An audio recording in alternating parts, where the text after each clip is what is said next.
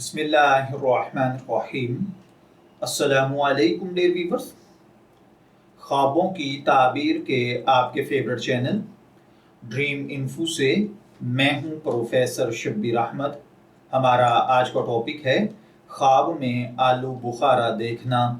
अगर किसी भाई बहन ने ख्वाब में आलू बुखारा देखा है, आलू बुखारा अगर सुर्ख या स्याह है और अपने मौसम पर देखा है, तो इसका मतलब है कि अल्लाह ताला आपके माल में इजाफा फरमाएगा, आपके मन की मुरादें पूरी होंगी, अल्लाह ताला आपको सेहत, तंदुरुस्ती, आफियत से नवाजेगा।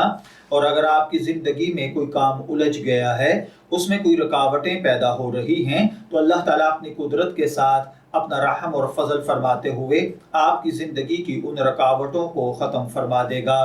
ख्वाब के अंदर पीले कलर के आलू बुखारे देखना बीमारी पर ताबीर देते हैं।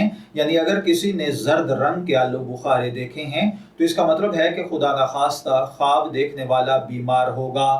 ख्वाब अगर किसी ने देखा कि जर्द या सुर्ख या स्याह कलर के मीठे आलू बुखारे उसने खाए हैं, तो इसका मतलब है कि ख्वाब देखने वाले को इसी कदर माल मिलेगा और मन की मुरादें पूरी होंगी।